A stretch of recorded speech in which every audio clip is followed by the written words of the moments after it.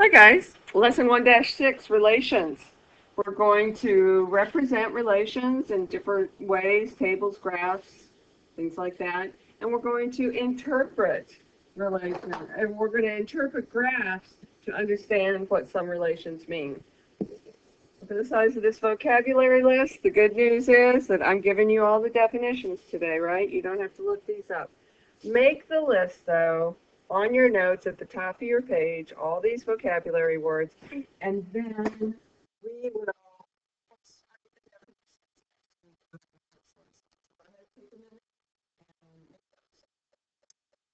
All right, we're going to represent a relation. The way we generally represent a relation is on a graph, on the coordinate system.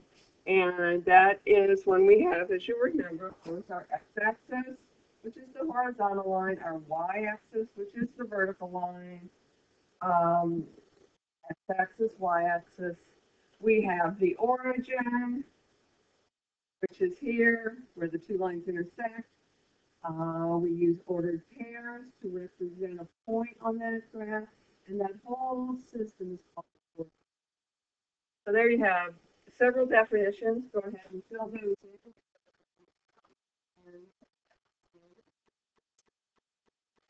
Definitions for you. Remember, a point is used to represent ordered pairs on a graph. An ordered pair is a set of numbers uh, with coordinates.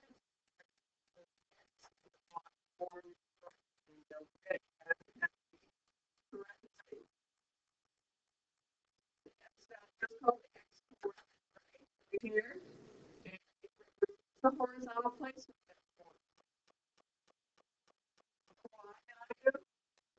Y coordinate versus the vertical placement.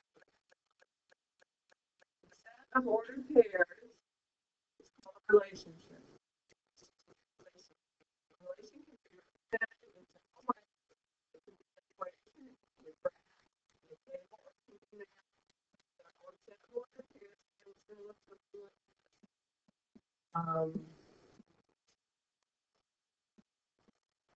so, 7 times.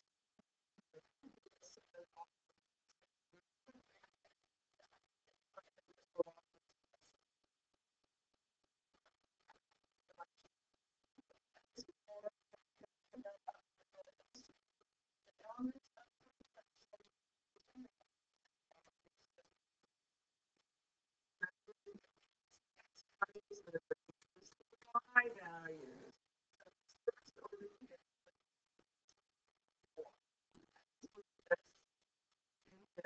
Represent.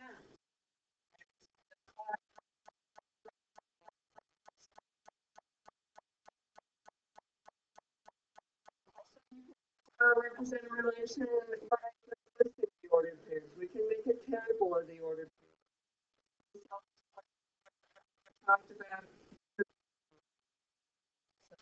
That's what we're going to be doing as part of your homework tonight. We're going to have a problem that looks something like this. Express this relation as a table, a graph. The table's going to look like a table with an X and a Y at the top to identify the different columns. We'll take all the X values and we'll put them over here.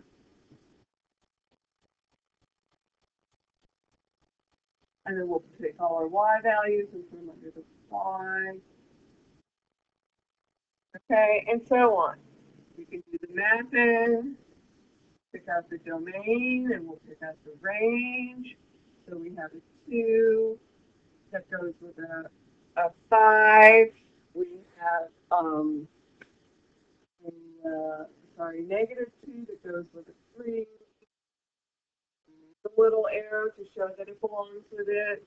We have a 5 that goes with a -2. And we also have a -1 that goes with that same -2. And that's something for now.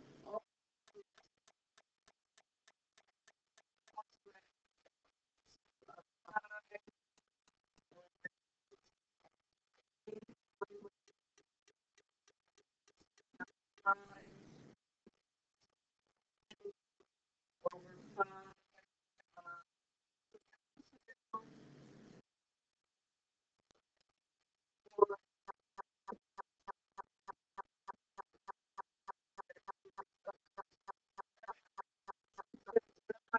coming.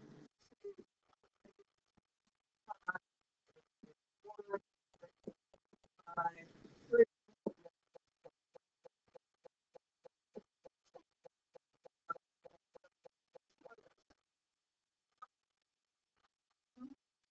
Oops.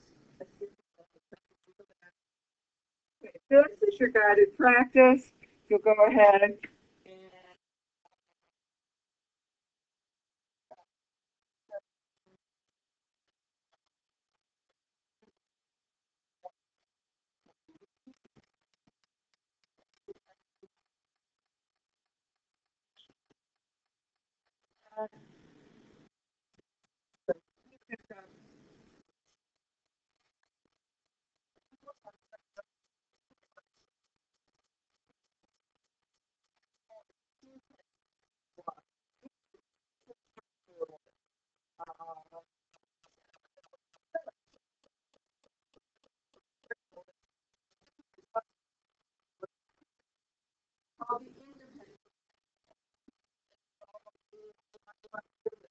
the tiles going in and coming out of the hammer.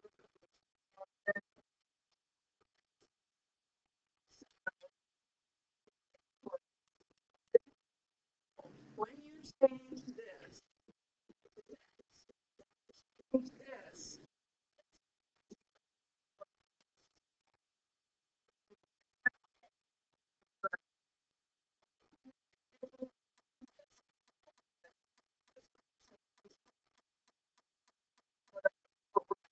next section, then for your homework.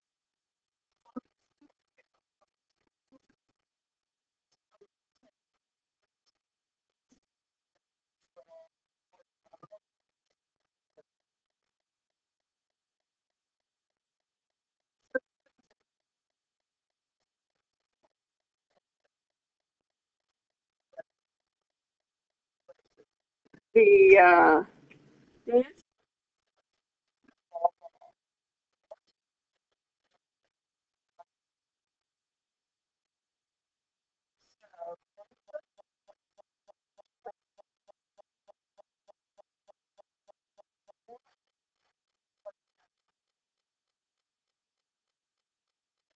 So the dance committee is selling tickets.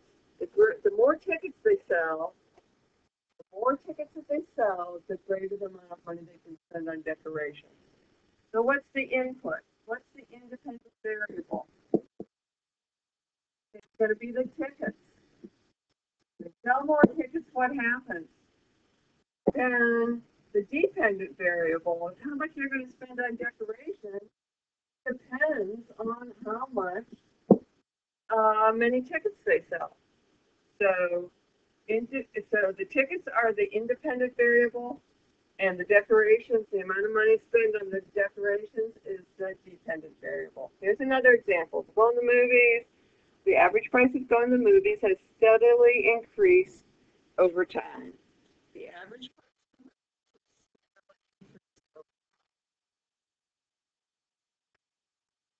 So, what is the independent variable? What affects anything? What changes? Does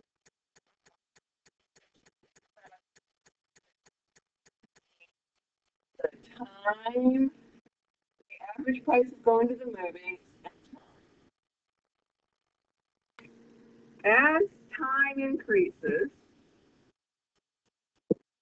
the price of the movies increases. So, excuse me, time. So time is the independent variable. When time goes on, the dollars go up, right? Okay. So independent. All right, here is an example for you guys to look at. Two examples for your guided practice, 2A and 2B. Go ahead and do those, and we will talk about these in class tomorrow. Write down your independent and your dependent variables, and then get back with me.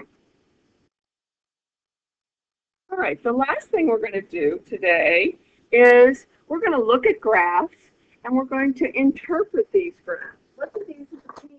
Can we look at a graph, and by looking at its shape, figure out what it's telling us. So here's the graph of a bike.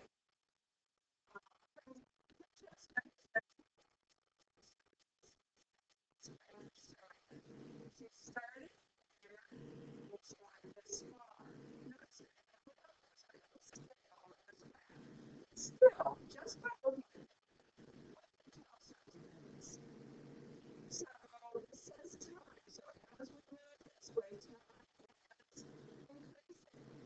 As we move this way, the distance is increasing. What do we notice about this graph? So she starts with time passing along, goes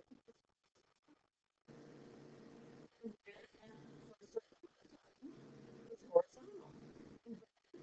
And then time it starts to increase.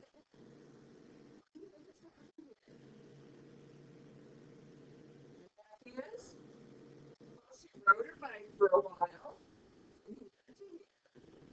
She stopped.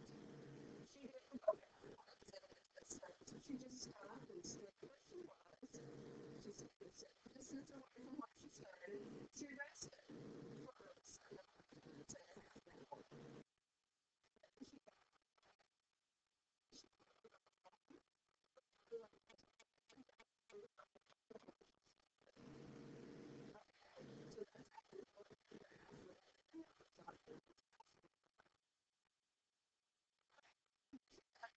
This, you have two graphs, one about driving school and one about change in income. And I want you to write a sentence for each of these and tell me what this graph describes. And that, guys, is the end of this lesson. It's nice and short for you, I hope, today. And good luck with it. And we'll look at notes and practice problems at our next class on Monday.